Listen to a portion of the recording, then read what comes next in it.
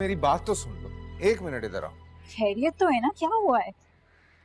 मेरी समझ में नहीं आ रहा है एमी। मेरा सर घूम रहा है इस वक्त। हुआ क्या है? कुछ सवालों के जवाब चाहिए मुझे।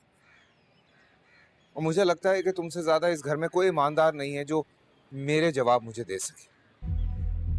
कौन से सवाल?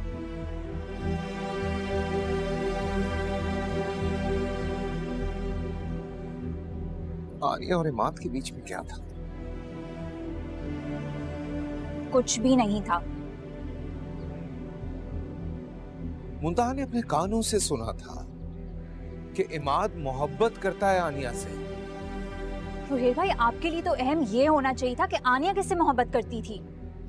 क्या आपने एक बार भी उससे पूछा?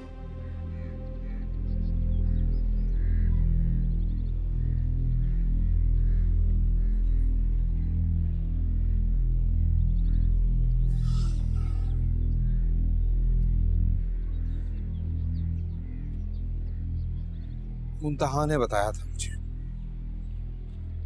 उसने जो बताया था वो सरासर झूठ था। इस बात में तो कोई सच्चाई थी ही नहीं। और वो ये आपको बात कभी भी नहीं बताएगी कि मीरू भैया को अपने ही मोहब्बत के जाल में फंसा के मंगनी करने के लिए भी उसी ने उकसाया था।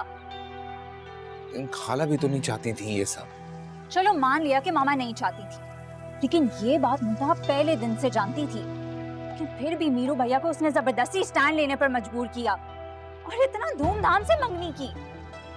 क्यों किया ये सब कुछ? क्योंकि उस वक्त उसके पास मीरू भैया से बेहतर ऑप्शन कोई नहीं था। फूफो ने तो मेरी माँ का घर बर्बाद करने की कोशिश की थी जस्ट बिकॉज कि वो उनको गलत काम करने से रोकती थी। और खुद को देखो, जिंदगी में दो बड़े फैसले लिए उन्होंने और दोनों ही गलत। सबक एक भी हासिल नहीं की। अब सुने ना मेरी बात, मैं क्या बोल रही हूँ। जो हरकतें फूफो ने मामा के साथ की थी ना, आज वही सेम हरकतें मुंतहा आनिया के साथ कर रही है। लेकिन सबसे बड़ा जुल्म रोहेल भाई आपने किया है। मैंने कुछ नहीं किया। अच्छा, कुछ नहीं किया आपने?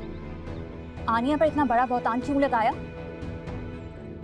आप जब उसके कैरेक्टर पर उंगलियां उठा रहे थे ना, शायद आप भूल गए थे कि बाकी उंगलियों का रुख आपकी तरफ है।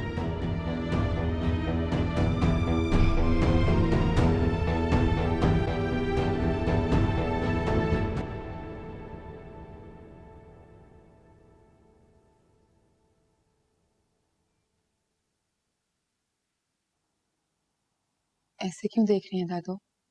बेटे, तुम तो हमारी सबसे ज्यादा समझदार बेटी थी, फिर ये तुम्हें क्या हुआ?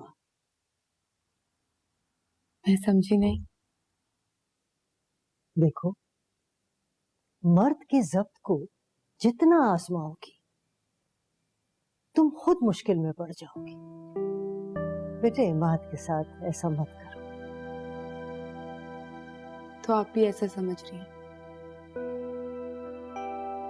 ज्यादती उसके साथ नहीं, ज्यादती मेरे साथ हुई है दादू। बेटे, गलती इंसानों से ही होती है ना। और उसी की वजह से मेरे और रोहिल के दरमियान भी गलतफहमी पैदा हुई ना। ये बात नहीं है, गलती इमाद की नहीं है। ये जो कुछ भी हुआ है ना, ये रोहिल की बेवकूफी की वजह से हुआ। ये सारा किया धरा उसी का है। दादू, इन बातों का अब कोई फायदा नहीं।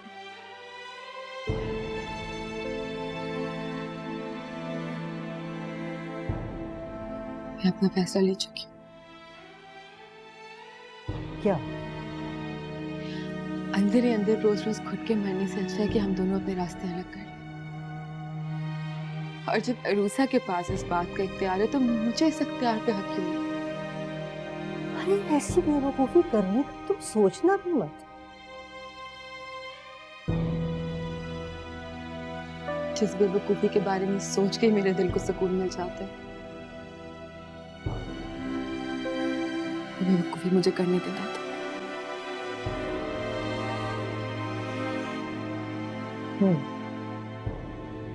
तो तुमने फैसला कर लिया।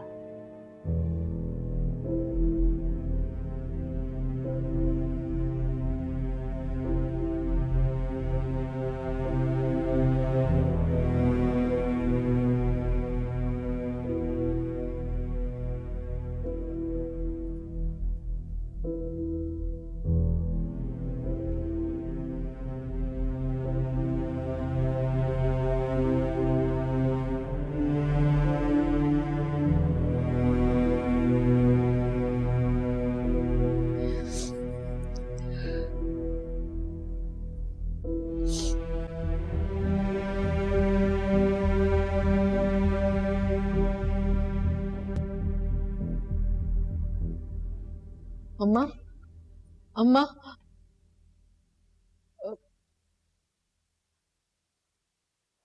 मत कहो मुझे अम्मा। ऐसा ना कहने से हमारा रिश्ता तो खत्म नहीं हो जाएगा। मेरा और तुम्हारा कोई रिश्ता नहीं है, सब रिश्ते टूट चुके हैं।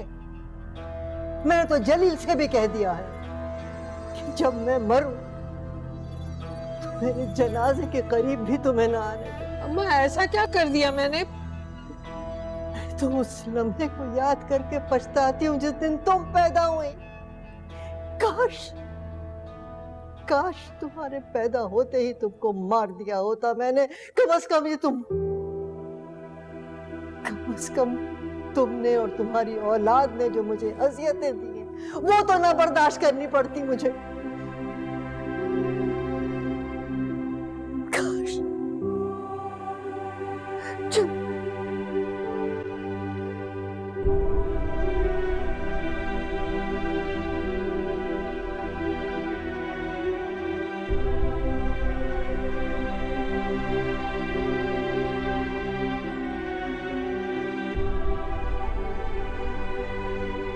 आप जा रही हैं?